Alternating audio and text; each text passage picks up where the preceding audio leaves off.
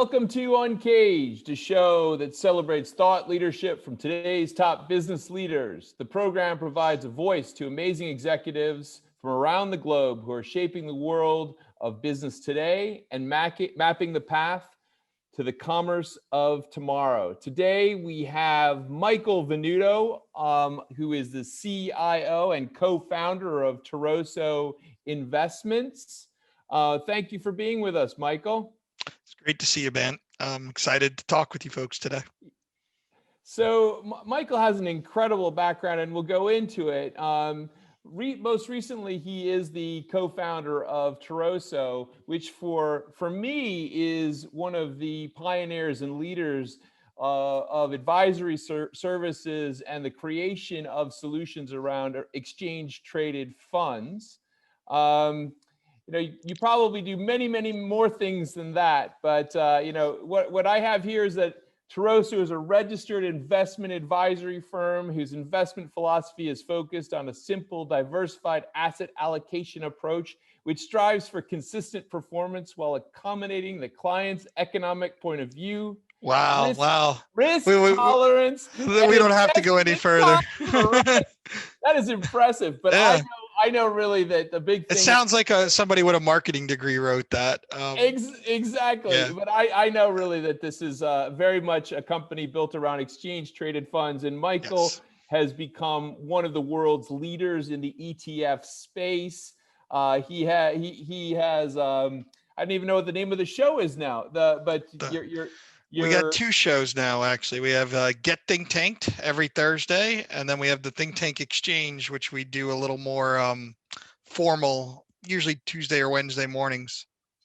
So both of those shows are spectacular and really, really helpful for everyone that is working in the ETF marketplace.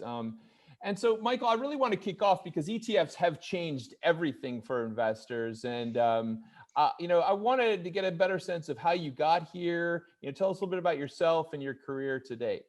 Sure.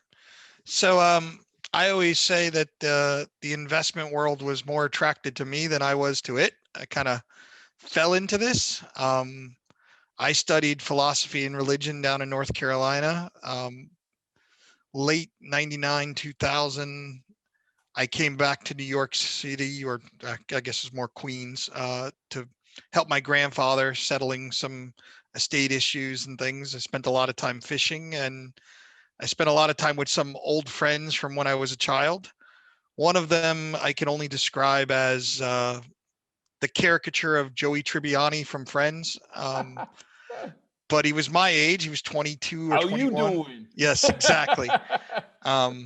He was 21, 22 years old, and he's driving a Lexus. And I was like, well, what do you do? He goes, I work on the stock exchange. I was like, well, what do you do there? He goes, I don't know. And I thought, I'm going to write a book about this. I'm going to go get a job working where my friend XYZ was working and learn about it. And I'm going to write this expose on greed and everything. I made a couple phone calls. I bought a cheap suit, or my grandmother bought me a cheap suit, and I took a job running tickets on the stock exchange. Oh, wow. Yep. I was there about 6 months in the height of all the bubbles and internet 1.0. Fell in love with it. It wasn't quite, it's not what all these vigilantes are going after right now, right? It was different. It was much more of a meritocracy. Most people there were way more blue collar than you would expect, well, back then at least. Mm-hmm. So I quickly made my ways up the ranks. I took a investment job at a big wirehouse firm. I learned for a year and a half what not to do. I made those 700 calls a day. I made it through 9/11, and then I joined a small boutique hedge fund shop. They had under $1 billion in assets. I was like the 4th or 5th employee. Wow. And we made it to 40 billion. so it was an amazing thing to participate in. About halfway through that career, we started to see ETFs get launched, and we started to see them affect the value of the stocks that we owned in the mutual funds and the hedge funds and the SMAs. And rather than run from it, we decided we need to protect our business from this new exchange traded fund concept. So we became angel investors in a lot of big companies that exist today. I'm not going to like name drop, but we, helped a lot of them get started. In that process, we got to learn about them. All right. So rather than run from ETFs, we participated in the growth of a lot of the startups in the early years and learned how the creation and redemption worked, how all the tricks worked, how they did all the things to make investor outcomes better. 2012, I went to my boss and said, I'm leaving to go focus on these ETFs. I partnered up with our mutual fund Guillermo at Global X and started Toroso. And today, I know you read a really cool marketing definition, but today Toroso Investments is really an ETF research platform. And we have multiple businesses where we make the outcomes for advisors and investors better using the ETF wrapper. It's just that simple. So was that too long or too short? No, Michael, I think that's great. That's really spectacular. And I certainly think that we've lived through that period where the ETF has really risen to prominence and surpassed probably its elder brother of the mutual funds and become the new vehicle for investors. But today, as we think of the ETF and where it is, tell us a little bit where the ETF is in the marketplace today, and why is it important for businesses and individuals to think about? Sure. So an exchange traded fund is very, very similar to a mutual fund, right? It's Reggie Brown, who they call him the ETF godfather. He likes to call ETFs mutual funds with benefits, right? And the benefit is very simple. The fact that they trade on an exchange instead of direct with the creation company, that gives them a tax advantage over mutual funds. So in order to define an ETF, kind of have to define a mutual fund, right? So all a mutual fund is a basket of a bunch of different stocks or bonds or assets, and they're either managed, meaning some smart woman is in there picking what should go in, or they're passive and they follow an index, right? The most famous index being the S&P 500, right? So what happened was about 26, 27 years ago, some group of people, including Burton Malkiel and Nate Most, got together and said, hey, if we took these mutual funds and we made them trade on the exchange, that would create more liquidity. And in order to do that, we need price discovery. So let's start with the most liquid index. And that was the S&P 500. Here we are today. Now we're $5 trillion and 2,400 ETFs in the US. And like, you can slice and dice it a million different ways.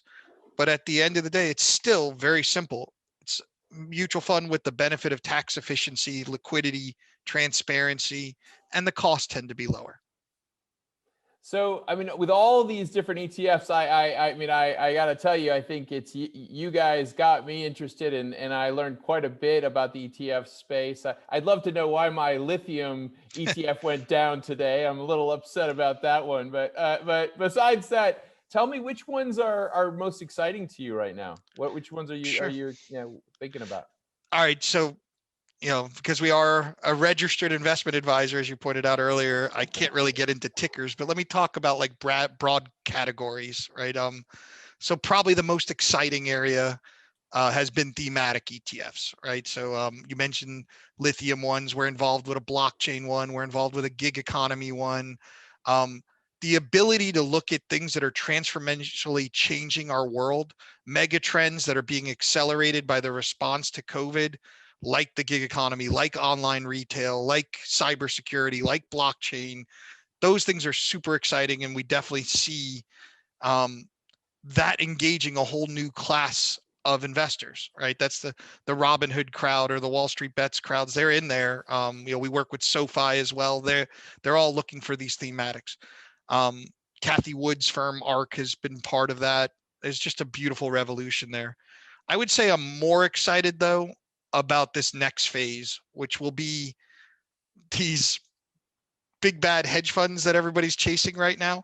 Well, they all realize they're toast with these e-liquid wrappers. A lot of them are now moving towards the transparency of the ETF wrapper. right? They're now embracing the lower fees. I think that next phase is going to be the old way of doing things, embracing the new structure.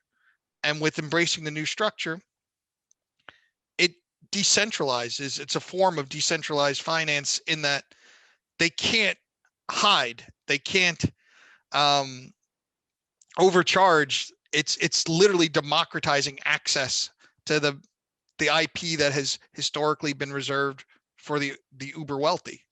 Right. So, yeah. I think that is one of the beauties I love about ETFs is that transparency. You really can kind of look at the component pieces, really get a very clear take on it, and certainly all of the other benefits that you've outlined. And I would say, Mike, that one of the key things is you guys at Toroso have created a wonderful team and incredible chemistry that I see with all of the team members, as well as just kind of a wonderful vibe and culture around the ETF industry. I mean, tell me right now, with everything that you guys are working on, what are you what are you enjoying the most? Sure. So I'm a big fan of the Simon Sinek start with why concept. I think it's one of the most downloaded YouTube videos in history, but if you haven't seen it, it's any entrepreneur should start with it. Mm-hmm. And the concept that he talks about is having a why. And when we formed Toroso, we created kind of a why statement. Why the hell are we doing this? Right? I could continue to work at any financial firm, have a very high salary, but that's not why I wanted to live, right? I hated that, not the salary part. Being an entrepreneur, by the way, you don't get a salary for a while. But when we formed Toroso, our mission statement was to foster creative and financial freedom for our clients and our families. And we live that every day. I repeat it to the team over and over again. And, there's 4 components to that statement, right? There's financial and creative freedom. Those are the 2 things we're trying to do. And then the for who, for our families and our clients. And we make every decision here based on that. So whenever somebody says to me, what do you want to do more of? It really is that creative freedom. I Mhm. always want to create. I always want to solve the next puzzle. Like my partner Guy always says we have to embrace our unique abilities. I think my unique ability is solving puzzles and then explaining how we solved it. And that's a lot of what I get to do here at Toroso. When somebody comes to me and says, I want to launch the first ever zero fee fund. Well, I got to figure out how to make that happen. I want to launch like SoFi. I want to launch the first fund that has a weekly dividend. Right. Okay, that sounds simple to pay people every Friday. It's not, right? Like Yeah. those are No, I agree with you. I think that's actually one of the most exciting things about the space is to bring together kind of the hardcore logic and the efficiencies, sometimes the cruel efficiencies of a marketplace, with really the creativity of how to bring all of these elements together, right? And yes. you guys at Toroso have done a fabulous job with that, and obviously that's why your ETFs as well as your clients are doing really, really well. I mean, as you look forward to the next couple of years, I mean, today, yesterday, we're seeing all of this insanity with Robinhood and GameStop, but I mean, that's kind of a blip, I imagine, in a broader trend that you're seeing. I mean, what's your hope for the marketplace as we go forward? More decentralization. Um, I mean, I hope your audience isn't Goldman Sachs and Morgan Stanley and UBS, but that old world is breaking down, right? And the money is transitioning from people who are willing to pay insanely high fees to trust some silly brand to more of a decentralized, creative place where we all participate in the growth. For investors, this is the greatest time to ever be alive, like because access has never been cheaper. The gates have never been lower. If you want to participate, not only can you participate, but what we've seen in the last couple of weeks with Wall Street Bets and Reddit and everything is you could take down the old school, right? Like so Yeah. I I'd mentioned we're involved with the blockchain fund. The I've did an interview a couple years ago where I said the greatest threat to ETFs is the acceptance of blockchain. Because once you tokenize every stock, then you don't have to pay the New York Stock Exchange for clearing, and you don't have to pay XYZ Bank for custody, and you don't have to pay XYZ distributor for compliance. So instead, you just pay a toll to the owners of that blockchain. So I love the fact that we're moving from trusting old school institutions to computers and rational thought. Right. And we try and stay at the forefront of that here at Toroso. Yeah, I mean, I think it's interesting. Think about like what's happened over the last 48 hours. In some ways, you have a blending of some of the most sophisticated systems with people that are being so counterintuitive that they're finding ways to benefit from it. That it's probably what we're going to see in the future, which is that you get so logical that the most clever illogical strategy may end up being being the winner. You're hitting on the most obvious fact about finance that everybody misses, and it's that economics is a social science, right? I deal with, not anymore, but when I used to have direct clients, engineers, doctors, scientists, they come in thinking that the market can be like mathematically mapped out and that you can create some logarithm that's going to always figure it out. No, this is a social setup. It's so things like, a group of unknown investors getting together throws a big monkey wrench in everything. I had a call on our show yesterday with one of the guests, and we got into the idea of, had COVID not happened last year, would the stock market have been up? I mean, I don't know if everybody realizes the stock market was up like 17 point X% last year. Without stimulus, would it have been up? I mean, there was a lot of other stuff that went wrong. So I think it's a hard argument to say it would have been up. And then you look at it and go, wait a minute, how was it up? We had like record unemployment. We had, I mean, everything on Main Street is closing. So Wall Street bets is nothing compared to the manipulation that the Federal Reserve and hedge funds have been doing for the last 25 years. Well, listen, Mike, I'm very happy that I know people like you that can help me understand some of this craziness that we see sometimes in the marketplace.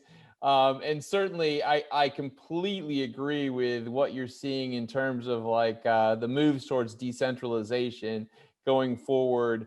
We've seen that in almost every area in our lives, and so I don't see that changing. But thank you so much for coming on Uncaged today. It's been great to talk to you about ETFs, about Toroso, which is turning out really kind of building into a spectacular business, providing some of the more innovative ETFs out there and advising companies on how they should be building out their own strategies in that space. Thank you so much for being on Uncaged today, Michael. Uncaged is a show that gives a voice to amazing executives from around the globe who are shaping the world of business today and mapping the path to the commerce of tomorrow. We've had Michael Venuto, who is the CIO and co-founder of Toroso Investments, which is one of the leaders in the ETF industry today. And we've been talking about probably the most topical topic in the world right now, which is what's happening with the investment marketplaces today. Thank you so much, Michael. Thank you. I enjoyed the freedom here, and I'm going to go back to my cage now. Great. Talk to you soon, buddy. Bye. Bye.